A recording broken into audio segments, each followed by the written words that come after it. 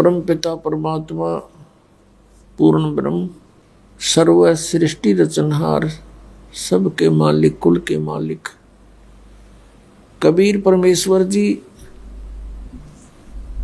ये वो मालिक हैं, वो दाता हैं जो हमारे पाप नाश करते हैं, हमारे को काल से छुटवा करके सतलोक में स्थायी स्थान देते हैं।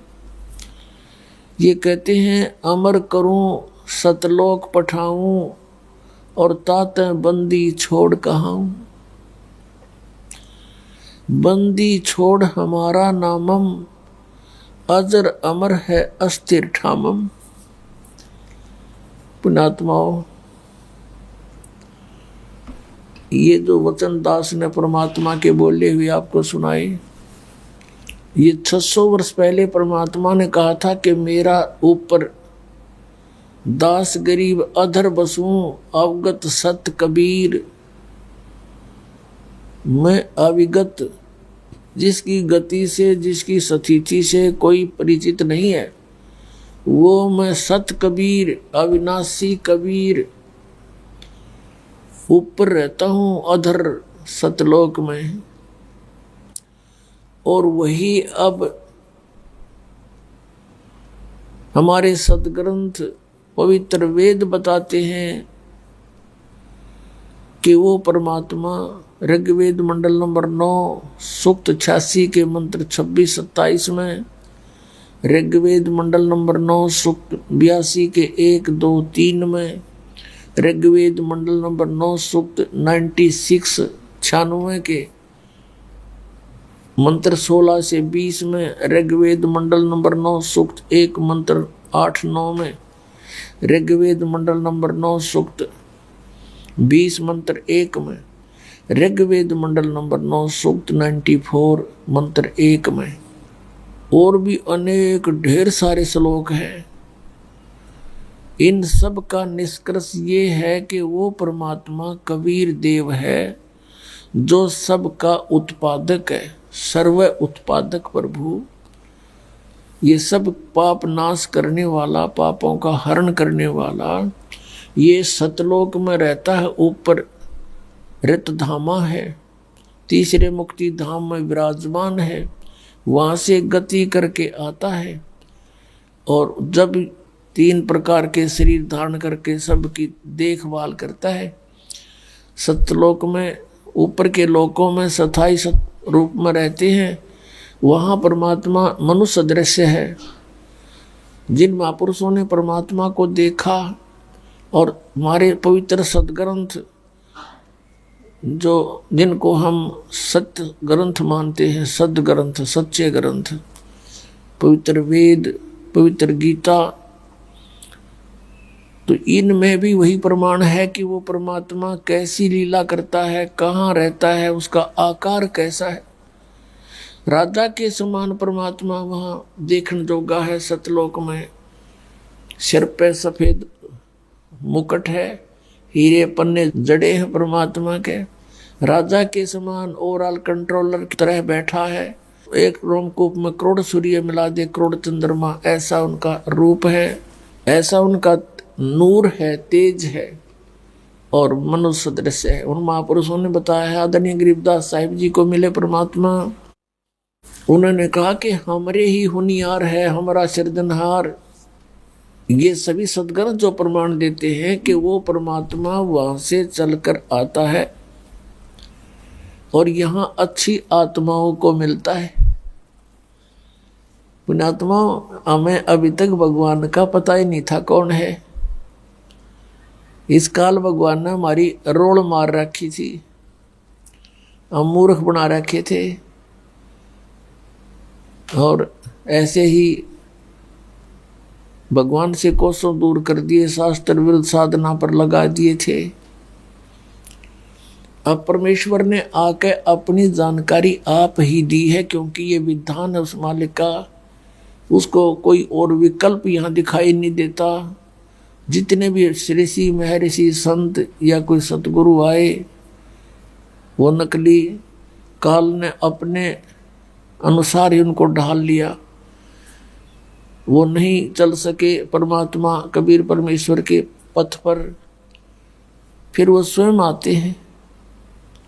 जब मालिक आते हैं फिर काल की दाल नहीं गलती, उसका दाव नहीं लगता, वो उनका बिगाड़ कुछ नहीं सकता। लेकिन वो परमात्मा जब आते हैं अपने विषय की अपनी जानकारी स्वयं ही देकर जाते हैं और उन अच्छी आत्माओं को मिलते हैं जो विशेष पुण्य आत्मा होती हैं, दृढ़ भक्त होते हैं, जो परमात्मा के इस ज्ञान को सहन कर सकते हैं। उनमें से कौन कौन है वो परमेश्वर की प्यारी आत्माएं?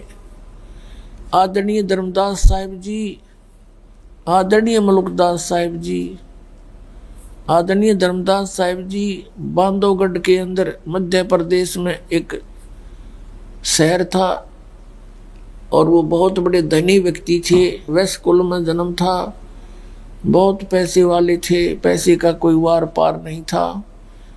धर्मदास जी के जो पूर्वज थे बड़े सेठ थे और जब किसी उस नवाब को कोई भी जैसे प्राकृतिक आपदाएं आ जाती, सूखा पड़ जाता, फ्लड आ जाती, महामारी आ जाती, तो नवाब भी उस सेठ से वित्तीय सहायता प्राप्त किया करते थे धर्मदास जी के पिताजी से। इतने धनी होकर के भी फिर परमात्मा की चाह, तो पुण्यात्मा में कोई कमी नहीं होती। यहाँ तो थोड़ा सा सुख हो जा आदमी धरती तोल दे है, छोटी सी पोस्ट पा जा कोई, किसी को कुछ समझता ही नहीं, ऐसी बुद्धि भ्रष्ट कर देता काल हमारी। तो ऐसी पुण्यात्मा परमात्मा की खोज में लगी हुई होती हैं, उनको परमात्मा मिलते हैं। आदरणीय मलुकदास साहिब जी ये अरोड़ा जाति से थे, खत्री और किसान थे, इनको परमात्मा मिले। आदरणीय दादू साहिब जी ये तेली का काम करा करते थे। आदरणीय नानक साहिब जी ये पश्चिमी पाकिस्तान में, पहले ये सारा भारत ही था। कालूराम मेहता खत्री अरोड़ा के घर हिंदू परिवार में इनका जन्म हुआ और तलवंडी शहर में इनके पिताजी पटवारी होते थे। नानक साहिब जी फिर नौकरी करने लगे सुल्तानपुर शहर में नवाब के यहाँ मोदी खाने में। इनके बहनोई की के मार्फत वो भी वहीं नौकरी करते थे। आदरणीय गरीबदास साहिब जी को मिले गांव छुडानी जिला दद्दर हरियाणा के अंदर, जिसके उपलक्ष्य में ये शुभ समागम आज संपूर्ण होने जा रहा है। ये उसी उपलक्ष्य में किया गया था। पुण्यात्माओं, वो दिन जिस दिन परमात्मा यहाँ पृथ्वी पर आकर के अपना एक तत्व ज्ञान, अनमोल ज्ञान का भंडारा खोल कर चले गए, उलेड़ कर चले गए, वो दिन एक विशेष स्मरणीय हमारे लिए होता है। और विशेषकर आदरणीय गरीबदास साहिब जी को जो ज्ञान वो उन्होंने दिया और उन्होंने परमात्मा ने जानबूझकर ये यथार्थ ज्ञान अप्रगट करवाया। वैसे तो वो किसी के माध्यम से भी कुछ भी कर सकते हैं, लेकिन अच्छी आत्माओं को खोजते हैं। और जैसे वो नानक साहिब जी को भी ज्ञान दिया, लेकिन जो गरीबदास जी ने विस्तार के साथ ज्ञान लिखा है, ये उस समय उनको इतना लिखने का आदेश नहीं था। इसलिए नहीं था कि आने वाले समय में कहीं सच्चाई वहाँ तक ना पहुँच पावे, बीच बीच में कोई ना कोई उनमें त्रुटि पैदा कर देता है, वाणियों को निकाल देते हैं। तो ऐसे करके गरीबदास साहिब जी को जो मिले, उनके माध्यम से परमात्मा ने अपनी महिमा की वाणी फिर से प्रकट करवाई। क्योंकि कबीर सागर को लगभग 600 वर्ष हो गए और उसमें कबीर पंथ में घुसे हुए नकली काल के दूतों ने इसमें अपनी सोच के अनुसार काल प्रेरणा से बहुत सी त्रुटि कर दी थी। उसकी पूर्ति अब आदरणीय गरीबदास साहिब जी के माध्यम से सन 1730 में, सन 1727 में मिले परमात्मा, वो देकर चले गए। सन 1730 में फिर 3 वर्ष के बाद एक गोपाल दास नामक एक साधु थे, भक्त, दादू पंथ से वो संबंध रखते थे, उनके द्वारा फिर वो लिखी गई थी, जो आज हम आपको सुनाते हैं। और करोड़ों जीवों का, अरबों जीवों का उद्धार इस वाणी के माध्यम से परमात्मा को पहचान कर होगा। तो पुण्यात्माओं, ये जो सत्संग चल रहा है उसी उपलक्ष्य में है। इस दिन, कौन से दिन? फाल्गुन सुदी द्वादशी और संवत 1784 को परमात्मा सतलोक से चलकर आए थे और गांव छुडानी, जिला झज्जर, हरियाणा में खेतों के अंदर जंगल में आदरणीय गरीबदास साहिब जी जहां गऊ चरा रहे थे, गौएं अपनी ही गऊओं के पाली थे। पहले गौ पालन ज्यादा किया करते थे, इनके जमीन बहुत थी, 1400 एकड़ जमीन थी गरीबदास जी महाराज के, और गौ पालन ज्यादा किया करते थे।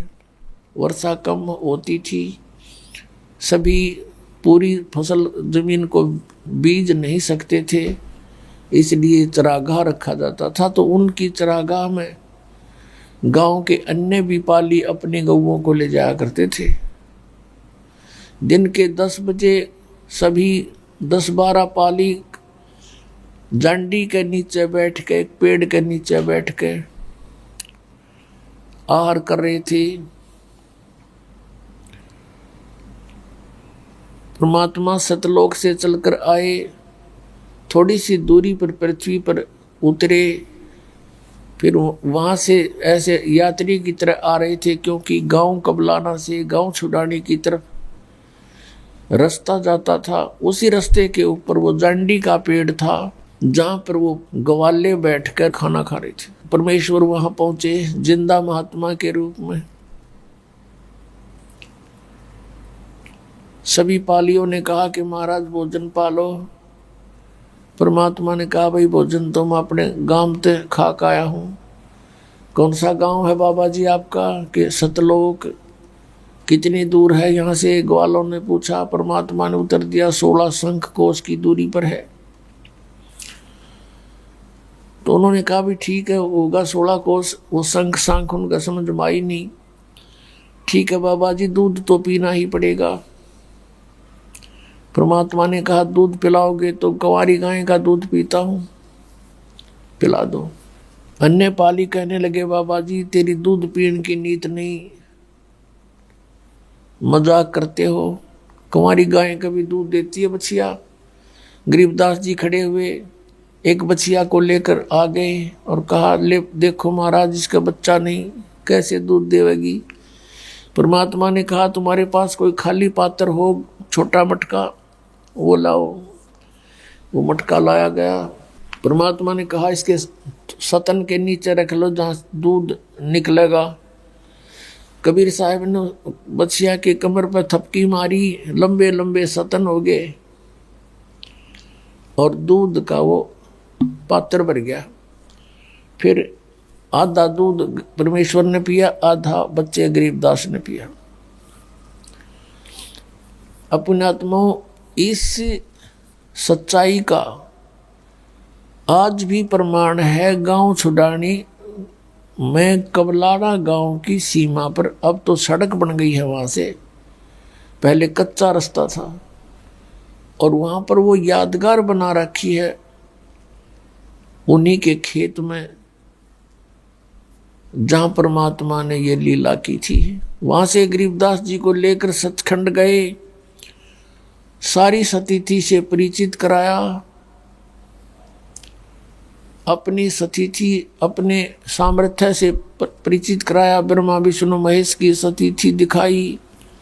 इनका ये कितने प्रभु हैं, कितने स्वामी हैं, इनका पिता कौन है, काल है, इनकी माता कौन है, दुर्गा है, ये सारी जानकारी परमात्मा ने दी। उधर से बच्चे गरीबदास जी को 2-3 घंटों के बाद अन्य पालियों ने संभाला, देखा कि बाबा जी के पास बेटा बातें कर रहा था। दूसरे पाली उठकर चले गए थे कि हम नहीं पिएंगे इस पाप के दूध को, ना जाने किस जाति का है तू, क्या जंतर मंत्र करके दूध निकाल दिया। गरीबदास जी ने पी लिया था, वो चले गए थे। फिर उन्होंने कुछ देर बाद देखा कि कहाँ है वो लड़का, खोजो। देखा जाके लड़का मृत पड़ा है। गांव में खबर गई, हाहाकार मच गई। लड़के को गांव में लाए, खेतों से गांव में लाए। फिर काफी देर वहां लोग इकट्ठे हुए, शाम होगी। इस प्रकार 8-9 घंटे लग गए। चिता पर ले जाकर लड़के को अंतिम संस्कार के लिए रख दिया। उधर से परमात्मा ने सारा कुछ दिखा उस प्यारी आत्मा को, उसके अंतःकरण में भर दिया, अपना ज्ञान फीड कर दिया, पूरा तत्व ज्ञान, सूक्ष्म वेद, और उस प्यारी आत्मा को वापस भेज दिया कि जा तेरा शरीर नष्ट करने वाले हैं। उसी समय परमात्मा की कृपा से गरीबदास साहिब जी शरीर में प्रवेश हुए और एकदम उठ गए, एकदम जीवित हो गए। और उठते ही ये बानी बोलने लग गए, जो आज वो खजाना हमें प्राप्त हुआ। कुछ दिनों के गांव वालों ने सोचा कि ये मेंटल हो गया लड़का, पता नहीं क्या की क्या बोल रहा है, रुकता ही नहीं। ऐसे 3 वर्ष बीत गए, जाड़े झपटे लवाए, वैद्यों को दिखाया कि मेंटल हो गया, सारा दिन बोलता रहता है, पता नहीं क्या बोलता है। कोई कहे इसने दूध जादू जंतर का पी लिया, कोई कहे बाबा ने से लिया। वो सेवड़ा था। 3 वर्ष के बाद एक गोपाल दास नाम के वो दादूपंथी संत आए किसी के घर में। वहाँ फिर उनसे प्रार्थना की गई कि एक ऐसा लड़की का लड़का है, क्योंकि गरीबदास महाराज के वहाँ मामा थे और इनके पिताजी घर जमाई रहते थे। गरीबदास जी का जन्म भी छुडानी में ही हुआ था। आदरणीय गरीबदास साहिब जी का मूल गांव करौथा है, जहां अपना आश्रम है, और वहां से वो उनके पिताजी घर जमाई बने हुए थे, वहीं रहा करते थे, क्योंकि इनके गरीबदास जी के कोई नाना मामा नहीं था, नाना जी थे।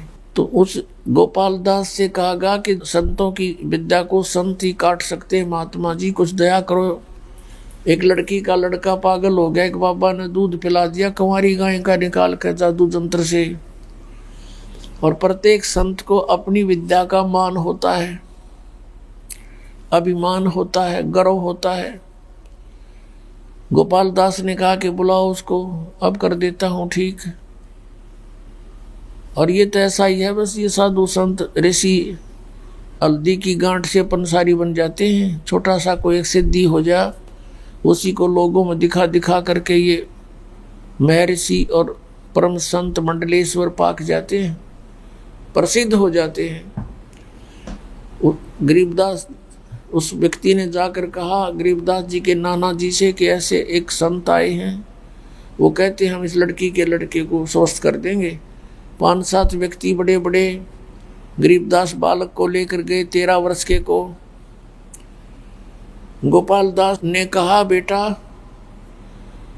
तुझे कौन मिला था तेरे को बर्बाद कर दिया? गरीबदास जी ने कहा कि मुझे बर्बाद नहीं किया, मुझे आबाद कर दिया। अलल पंख अनुराग है सुन मंडल रह थीर, दास गरीब उधार दिया मुझे सतगुरु मिले कबीर। अलल पंख अनुराग है सुन मंडल रह थीर, थिर माने वहां रहते हैं सुन मंडल में, सथाई रूप में, और अतिथि रूप में यहाँ आते और जाते रहते हैं। अलल पंख अनुराग है, जैसे एक अनल पक्षी होता था, अनल अब तो मिथ्या हो गया, समाप्त होगी उसकी वैरायटी। एक अनल पक्षी होता था जो वायु में ही रहता है, अलल, और ऊपर से अंडे उत्पन्न कर देता है जहाँ केले के वन होते हैं। केले के वन, केले का वन सैकड़ों किलोमीटर में होते हैं। जैसे किसी भी एक, तो वहाँ हाथी वगैरह रहते हैं, केले के वनों को मैं, तो ऊपर से अंडे उत्पन्न कर देते हैं, भगवान वाला है, वो पक्षी छोड़ देते हैं अंडों को, और वो अंडे अच्छे बड़े होते हैं।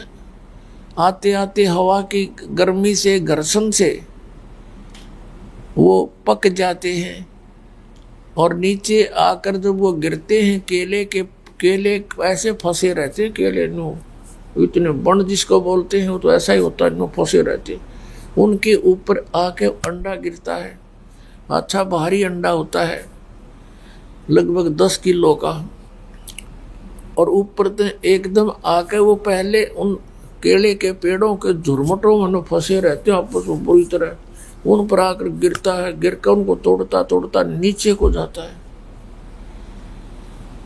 और जमीन पर टकरा के वो फूट जाता है अंडा, उससे बच्चा निकलता है, वो अलल पक्षी होता है। फिर उधर से उस अलल पक्षी की माँ ने अपने बच्चे की तरफ एक विशेष कसक रहती है, मेरा बच्चा नीचे गया, और नीचे से उस बच्चे को विशेष कसक होती है अपने माता पिता के पास जाने की। तो कहते हैं हमारे प्रति हमारे भगवान का ऐसा अनुराग है, ऐसी हमारे प्रति उसकी लगन है, मोह है हमारे अंदर। तो फिर क्या बताते हैं, अलल पंख अनुराग है वो सुन मंडल रहे थीर। सुन मंडल यानी सबसे ऊपर खाली स्थान है, वहाँ कुछ भी नहीं, केवल वो लोक है। सुन मंडल बोलते हैं उसको, जो अन्य कोई और वस्तु ना हो। उस सुन मंडल में सतलोक में रहता है थीर यानी एक स्थान पर। और दास गरीब उधारिया मोय सतगुरु मिले कबीर। अजब नगर में ले गए हमको सतगुरु आने, जल के बिंब अगाध गति हम सूते चादर ताने। कि परमात्मा कबीर जी मुझे ऐसे नगर में ले गए, ऐसे लोक में स्वयं यहाँ आ करके मुझे आन मन ले जा, यहाँ से आकर ले गए, और वहां जाकर हम कति सूते चादर तान न कर। अच्छा चादर तान के सो गया, कोई चिंता ही ना रही। इतना ऐसी एक देसी भाषा है हमारे यहाँ, चादर तान के सोना निश्चिंत हो जाना, कोई चिंता ना रहनी। तो कहते हैं हमने अपना मूल ठिकाना पता लग गया, हम तो चादर तान के सो गए। या भक्ति बता दी, परमात्मा ने सही मंत्र दे दिए, और हम तो चादर तान के सो गए। हमारा इस लोक से कोई लिंक रहा नहीं। जब तक दाता ने यहाँ रखना है रखेंगे, और इस मंत्र का जाप हम करते रहेंगे, सतलोक चले जाएंगे, हम निश्चिंत हुए। फिर क्या बताते हैं, गोपाल दास जी दादू पंथी थे, और दादू साहिब को भी परमात्मा ऐसे ही मिले थे जैसे आदरणीय गरीबदास साहिब जी को मिले। तो उनको कहाँ मिले थे, ऐसे बनी में, गांव से बाहर थोड़ा छोटा जंगल होता था, उसको बनी बोलते थे, छोटे बन को। बच्चा खेल रहा था, 7 वर्ष के थे दादू साहिब। परमात्मा आए, उनसे बैठकर चर्चा की, वही उसी जिंदा महात्मा के रूप में। तो परमात्मा से चर्चा हुई, वो आए उसी उद्देश्य से थे। परमेश्वर अपना करमंडल लिए हुए थे, और बच्चे से बात की तो बहुत प्रभावित हुआ, कहा महाराज मुझे नाम दे दो। तो परमात्मा ने कहा भी कुछ ठीक है, नाम ले बेटा, तुझे नाम दूंगा। एक पान का पत्ता था, वहाँ पान का पेड़ था, पान का पत्ता का ला तोड़ के, तो उस पान के पत्ते को परमात्मा ने थोड़ा सा खुद चबाया, और फिर दूसरे पान के पत्ते पर वो पान खुद थोड़ा सा चबाया हुआ पत्ता, और कुछ वो अपना अमृत जल साथ ले रही थी, वो मिलाया, और कहा इसको पिएगा, ये दिखाने के लिए कि इसमें श्रद्धा है या नहीं, कोई गलानी है या नहीं। तो उसने कहा भगवान आपका झूठा, और आपका ये अमृत हमारे भाग में कहाँ है बाबा, मुझे दे दो। ऐसे जल्दी से छीन कर और ऐसे पी गया उस जल को। अब परमात्मा ने कहा बेटा तू अधिकारी हंस है, पूरा ज्ञान समझाया। और दादू साहब कहने लगे, भगवान आप हमें ले चलो यहाँ से। अब पुण्यात्मा ये पिछले संस्कार होते हैं, ये अच्छी आत्मा थी तभी तो भगवान इनको मिले, हमारे जैसों को ना मिले आकर के किसी को भी। और वो दृढ़ भक्त थे, सचखंड में ले गए उनकी आत्मा को। सॉरी, उसी तरह जैसे सब जिन महापुरुषों का दास बार बार प्रमाण देता है, उन सबको ऐसे ही मिले, एक बाबा जिंदा के रूप में आकर के। अब वो लड़का बेहोश हो गया, देर तक घर से नहीं आया तो गांव के नगरों उसमें खोज हुई, पता चला कि लड़का तो वहाँ बेहोश पड़ा है। उठा लाए, सब वैद्यों को दिखाया, कोई बीमारी पावे नहीं और होश में आवे नहीं, शरीर में श्वास चल रहे थे, ये भी नहीं समझा कि मर गया। 3 दिन तक जैसे नानक साहिब जी को बेई नदी से अंतर ध्यान करके परमात्मा लेकर गए थे सचखंड में कबीर परमात्मा, ऐसे ही दादू साहिब जी को 3 दिन 3 रात तक ऐसे ही रखा। फिर वापस तीसरे दिन बहुत दुखी हो गए गांव के नगर के, उनके माता पिता, चारों तरफ बैठे बच्चे गए। तीसरे दिन सारे अपना सामर्थ्य से परिचित करा के छोड़ दिया। और जब वो जीवित हो गया, होश में आया, तो बोले, बाबा कहाँ गया, बाबा कहाँ गया? कौन था बेटा? को बूढ़ा बाबा था, बूढ़ा बाबा। फिर कुछ दिनों के बाद वो बहुत बैराग हो गया उस लोक को देखने के बाद, यहाँ मन नहीं लगा, भटकता रहा। बाबा दर्शन दे दे, बाबा दर्शन दे दे। बाबा कहाँ गए? घर वालों ने सोचा ये मेंटल हो गया, कोई फटकार मार दी किसी साधु संत ने इसके। एक दिन इसी प्रकार 2-3 वर्ष बीत गए, 10-12 वर्ष के जब हो गए, 10 वर्ष के, एक दिन सांभर नदी पर पहुंच गए अहमदाबाद में। वहां भटक रहे थे, जंगल में ढूंढ रहे थे और कहा, महाराज या तो आज दर्शन दे दे अपने दास को, ना आज मरूंगा। तो ज्यों ही दरिया में टक्कर मार, एक पत्थर के टक्कर मार कर नीचे गिरने की चेष्टा की, वहीं आकर के परमात्मा खड़े हो गए और हाथों में ले लिया। तब अपने से परिचित करा के, भाई मैं काशी में भी रहा था बेटा 120 वर्ष तक, लेकिन मुझे पहचाना नहीं मेरे बच्चों ने। और बेटा तो मेरी महिमा का गुणगान करना। अब क्या बताते हैं, गरीबदास जी ने कहा उस गोपाल दास को, हम सुल्तानी नानक तारे दादू को उपदेश दिया, जात जुलाहा भेद न पाया, वो काशी माए कबीर हुआ। हम यानी हम सभी इंक्लूडिंग गरीबदास जी, हम सुल्तानी नानक तारे और दादू को उपदेश दिया, वो जात जुलाहा भेद नहीं पाया, काशी माए कबीर हुआ। अपने आत्मा, ये वो शुभ दिन है जिससे सब याद ताज़ा हो जाती हैं। जिस प्रकार आदरणीय गरीबदास साहिब जी को परमात्मा मिले, ऐसे ही इन सब महापुरुषों को मिले। और इन सभी ने एक ही कहा, अनंत कोट ब्रह्मांड का एक रति नहीं भारे, सतगुरु पुरुष कबीर हैं ये कुल के सिरजनहारे। इनकी किसी ने सुनी नहीं, इन महापुरुषों को तो रिजेक्ट कर दिया उन संस्कृत के ज्ञाता ऋषि में ऋषि ब्राह्मणों ने कि ये तो अनपढ़ हैं, अशिक्षित हैं, इन्हें बोलना भी ना आता, उच्चारण भी ठीक नहीं करना आता, इनकी वाणी अशुद्ध है, ये यूजफुल नहीं है, ये सदग्रंथों को नहीं समझते, इसलिए इनका ज्ञान गलत है।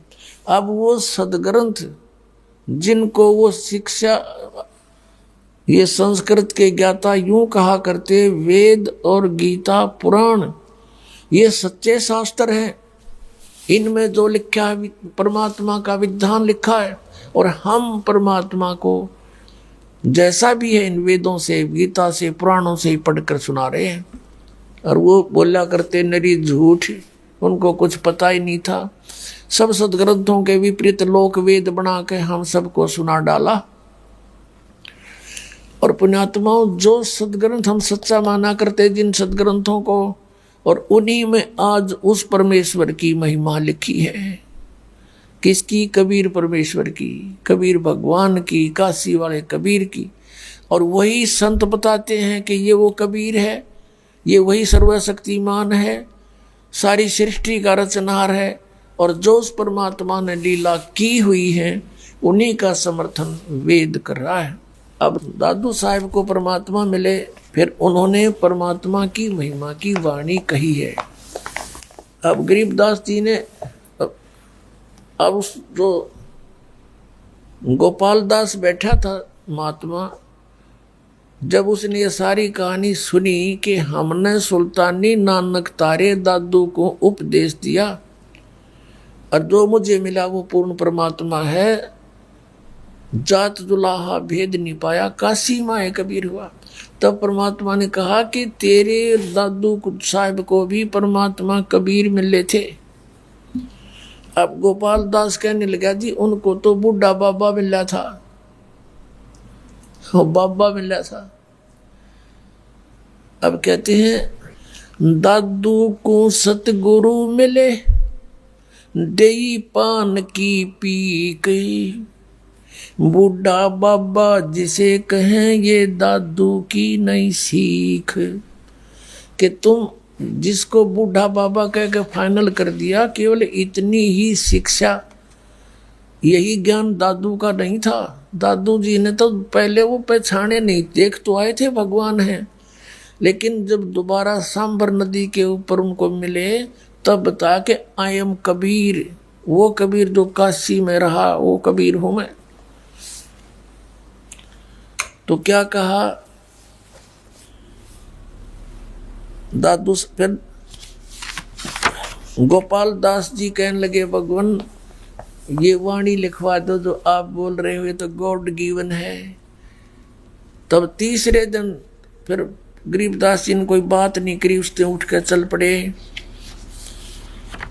फिर तीसरे दिन गरीबदास जी ने बात की, जब वो पीछे पड़ा रहा, कहा कि गोपाल दास जब सारी वाणी लिखे तो मैं लिखवाऊं, कहीं तो बीच में छोड़ कर जावे फिर नहीं लिखवाऊं। अगर उसने कहा, जी मैं तो घर से फ्री होकर आ रहा हूँ, बालक बच्चों की का विवाह कर दिया और मैं सन्यास ले चुका हूँ, कोई काम नहीं। गोपाल दास जी ने लिखी, गरीबदास जी ने बोली, वो वाणी हमारे पास उपलब्ध है। ये जो गरीबदास जी के ग्रंथ रूप में हम पढ़ते हैं, जिनका ये पाठ होता है, ऐसे ये। और फिर इसी प्रकार दादू साहब जी का भी ग्रंथ है। अब ये दादू पंथी क्या मानते हैं कि दादू जी को तो परमात्मा मिले थे, कबीर जी नहीं मिले थे। एक कह रहा था, जी मैं दादू पंथ में था, यहां आके उसने नाम लिया कि मैं श्री दादू जी के पंथ में था, और बहुत बड़ा ग्रंथ है दादू जी का, उसमें कबीर साहब की बहुत गजब की महिमा गा रखी उन्होंने, पूर्ण परमात्मा बता रखा है। यह समझ में मेरे आई नहीं, कोई भी दादू पंथ में इस बात कंसेप्ट को क्लियर करने नहीं मिला मना कि अभी कबीर साहब अगर उनके कोई लिंक नहीं था उनका, तो ये वाणी कहाँ से बोल दी दादू जी ने। मैं बोला, भाई इस समस्या का समाधान इस दास के बिना धरती पर नहीं, तो उन्हें किससे नहीं पा।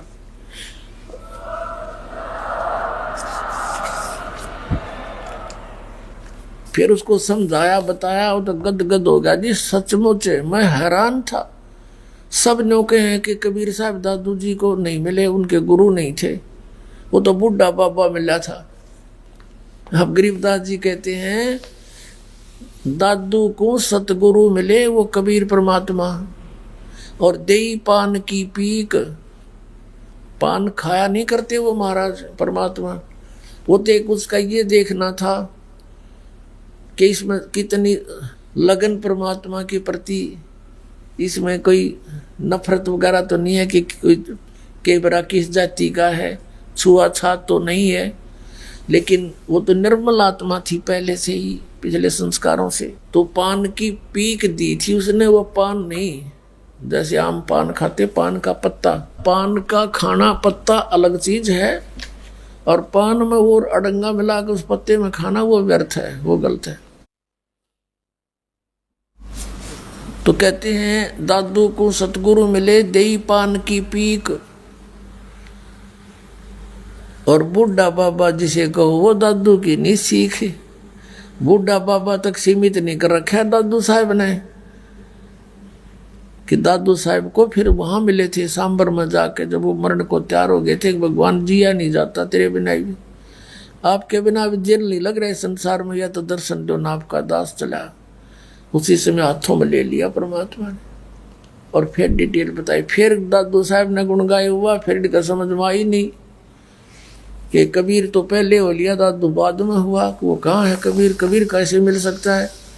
तो उन ग्रंथ के लिखने वालों ने, दादू जी के ग्रंथ के लिखने वालों ने या वाणी तमालक नुनते लिखवा दी, बाकी और वार्ता थी वह कति खत्म कर दी। इसलिए पूरा दादू पंथ ये मानने को स्वीकार नहीं कि कबीर जी, कबीर परमेश्वर मिले थे दादू जी को। इस कंसेप्ट को क्लियर किया है आदरणीय गरीबदास साहब जी ने कि हम सुल्तानी नानक तारे दादू को उपदेश दिया, जात जुलाहा भेद नहीं पाया, काशी माए कबीर। और यही समस्या सिख धर्म के अंदर है। वो नहीं इस बात को मानने को तैयार कि आदरणीय नानक साहिब जी के गुरुजी कबीर साहब थे काशी वाले, ये मानने को तैयार नहीं।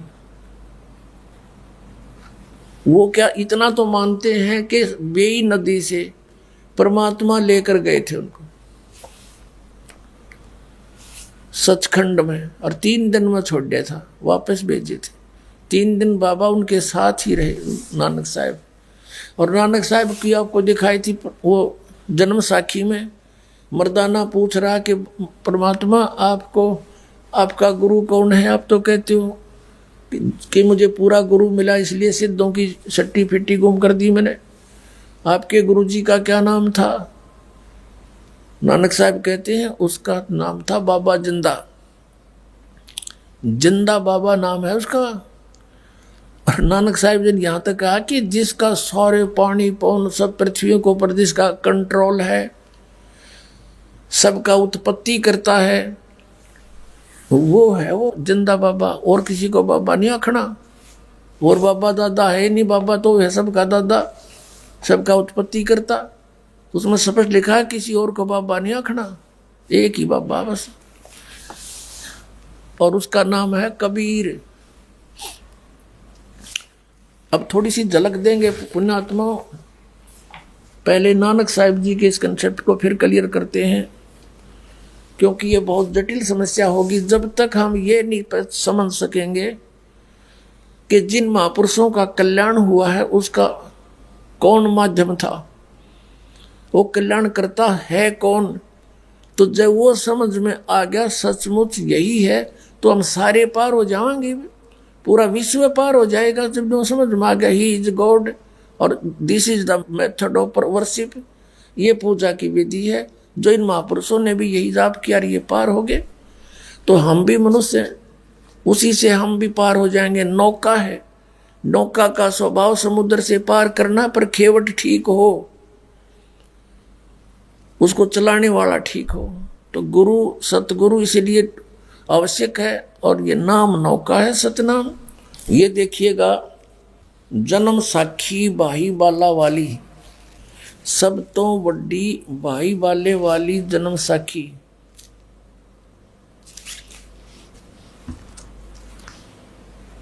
ये है इसका प्रकाशक है, ये doctor Jawahar Singh, Kripal Singh and company.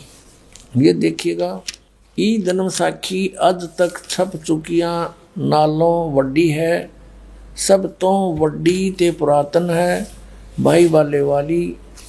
और इसके कौन है? जन्म साखी श्री गुरु नानक देव जी दी पंजे साहिब दी साखी ते 10 पातशाह दे जीवन समेत मुकम्मल साखियां हन। प्रकाशक हैं doctor Jawahar Singh, Kripal Singh and company. ये पुस्तकों वाली गली 8 नंबर 8 बाग रामानंद अमृतसर। ये अब यहाँ देखिएगा, ये है साखी सिद्धानाल गोष्ठी, सिद्धा नाल गोष्ठी, ये एक चैप्टर है इसमें,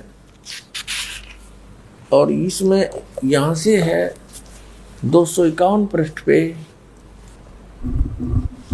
साखी होर चली। अब यहाँ देखो, और ये है 252 पृष्ठ पे। यहाँ मर्दाने ने पूछा, फिर मर्दाना पूछिया जी तुसानो जो गुरु मिलिया सी उसका नाम की है। ता गुरु नानक जी की हा मर्दाना उसका नाम बाबा जिंदा आखदे हन। बाबा जिंदा आखदे हन। और सिख समाज कहता है उनका कोई गुरु नहीं। नानक साहब कहते मुझे गुरु मिला और बाबा जिंदा के रूप में मिला। जहाँ तक जल और पवन ते उस दे पवन है उस दे हुक्म विच चलते हैं, अते अग्नि और मिट्टी होर एह भी उस दे आखे विच हन। जिस ताही बाबा जिंदा मिलेगा उस ताही बाबा आखना चाहिए, होर ताही बाबा नहीं आखना। और बाबा कोई है नहीं। ता मर्दाने कहा कि गुरु जी असी भी तां तुहाडे नाल ही फिरदे हाँ हाए तो सानू कद मिलिया है। ता गुरु जी गुरु नानक जी किया मर्दाना अजे तू असा थी नहीं आया से, हमारे पास नहीं आया था। जद असी मिलन गए से ता मर्दाने ने कहा जी जद कि कद गए से ता गुरु जी कहा जद सुल्तानपुर विच डुबकी लगाई सी तब मर्दाना असी 3 दिन उसे पास रहे से। मर्दाना भाई बाला जानता है मर्दाना वो ऐसा गुरु है जो जिसकी सत्ता संपूर्ण जगत नू आसरा दे रही है। सर्वशक्तिमान सबका मालिक वो बाबा जिंदा परमात्मा आए थे। अते मर्दाना जिंदा उसनों कहते हैं जो काल दे वस ना आवे, और काल उस दे वस होसी। ता मर्दाना किया जी उसका रंग किया है अते उसका आसन किथे है। ता गुरु जी किया मर्दाना उसका रंग लाल है, पर उस लाली नाल कोई लाली मिलती नहीं। अते उस दे रोम सवर्ण यानी सोने दे रंग दे हन, पर उन्हां दे नाल सोना भी दख नहीं देंदा। ते रसना थी बोलना भी नहीं, बोलता भी नहीं। अते रोम रोम थी मर्दाना एहो शब्द हो रिहा है। गहर गंभीर ता मर्दाने किया धन सतगुरु जी तुसा बिना ए निशा यानी हमारी शंका असाढ़ी कौन करे। ता मर्दाने आखिया गुरु जी हुण सुमेर ऊपर चले। अब इसमें स्पष्ट कर दिया कि गुरु मिलना था उनको और उसका नाम बाबा जिंदा था। और फिर आगे क्या बताया है, वो जिंदा महात्मा जो है वो सारी सृष्टि का मालिक है, उसके हुक्म में सब चलते हैं। उसका रंग बताया, उसके रोम बताए, तो वो नर आकार है, निराकार नहीं है। अब क्या बताया है, आगे क्या बताया है कि जैसे धर्मदास साहिब जी को परमात्मा ने कहा था कि धर्मदास मेरी लाख दुहाई ये मूल ज्ञान की तबार न जाई, मूल ज्ञान बार जो पढ़ी बिचली पीढ़ी हंसनी तरही।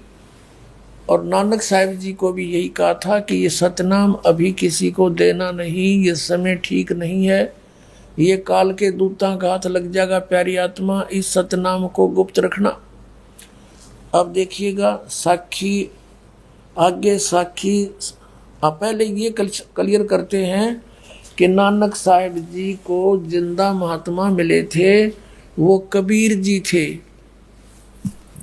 एक समय नानक साहिब जी की गोष्ठी एक काजी के साथ हुई, तब उन्होंने बताया कि वो कबीर है ना, वो सबसे बड़ा भगवान है कबीर। ये देखिएगा, एक ये है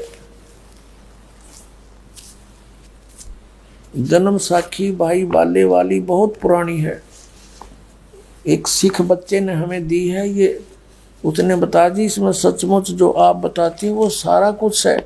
उन्होंने निशान लगा रखे हैं, सारे पृष्ठ नंबर लिख रखे हैं यहाँ पर, ये सब उन्हीं लिखे हुए हैं। और ये बहुत पुरानी हो चुकी है, ये भाई बाले वाली, वो जीवन सिंह चतर सिंह से छपी है। तो इसके दिखाते हैं आपको पृष्ठ नंबर 122 और 23 पे, ये 122 पृष्ठ है। ये है मुलाकात काजी रुकन दीन सूरा ना सूरा, ये साखी है। यहाँ जवाब नानक शाह सूरा, नानक जी ने जवाब दिया किसको, यहाँ क्या बता कि नानक आखे रुकन दीन, सच्चा सुनो जवाब, चारों कूट सलाम कर ता ऊ होवे सवाब, खालक आदम सिरजिया।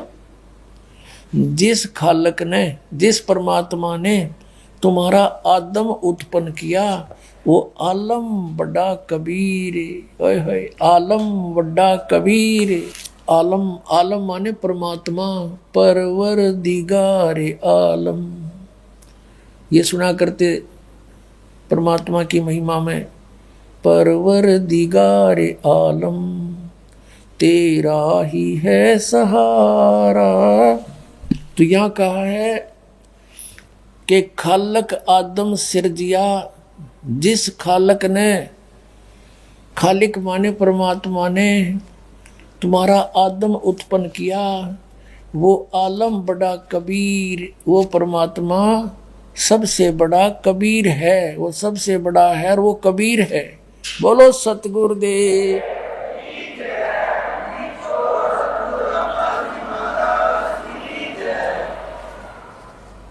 फिर लिखा है सजदे करो खुदाई नू आलम बड़ा कबीर, सजदे करो खुदाई नो, वो है सबसे बड़ा खुदाई, उसकी महिमा नु जो सबसे बड़ा कबीर परमात्मा है। बोलो सतगुरुदेव।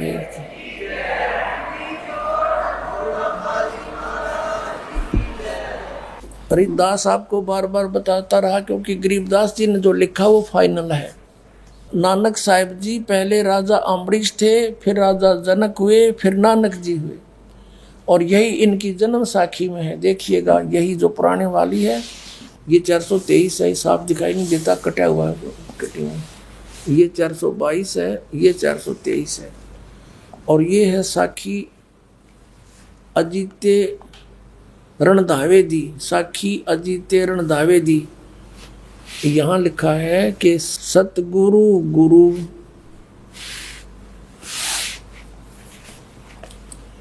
मेहरबान त्रेता जनक बधे है, त्रेता मतलब जनक बधे ही था, और हरिचंद द्वापर, और गुरु कुलजग नानक होए। अब कलयुग में वही नानक हुए जो पहले त्रेता में, त्रेता मत ये कह रहे हैं राजा जनक थे, और द्वापर में फिर वो राजा हरिचंद बने।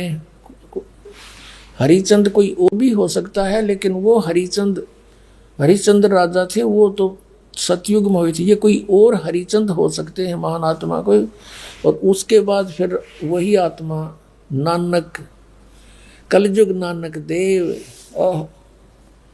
यहाँ फिर दोबारा सेकंड किया है कि त्रेते जुग विच, त्रेता जुग विच जनक विधेयी होया, और सिक्खी करोड़ी 21 पैरी पड़े, कि ये वही राजा जनक के रूप में जब थे, इनके बहुत से वो अनुयायी हुए। अब उस प्रसंग पर आते हैं कि धर्मदास मेरी लाख दुहाई, ये मूल ज्ञान की तबार न जाई, मूल ज्ञान बाहर जो पढ़ी, बिचली पीढ़ी हंसनी तरही। परमात्मा ने कहा था कि ये सतनाम और ये सार नाम बच्चों अभी सार्वजनिक मत करना, नहीं तो ये अगर तुमने अपनी वाणी में कहीं तुमने किसी को नाम दान कर दिया तो फिर ये परंपरा पड़ जाएगी और काल के दूतों का यूं नाम हाथ लग जाएगा और वो अधिकारी होंगे नहीं, और सब एक जैसे नाम का जाप करते पाएंगे तो हम कैसे भिन्नता बताएंगे ये नकली है ये असली है। तो अब परमात्मा ने दया करी और नानक साहब जी ने और अन्य महापुरुषों ने परमात्मा की आज्ञा का पालन करके किसी को भी भेद नहीं दिया। सतनाम का अर्श्वन जाप करके पार हो गए। अब देखिएगा, ये है वो दूसरी नए वाली है, वो पुरानी थी, ये अभी आपको दिखाई थी। ये साखी, जन्म साखी,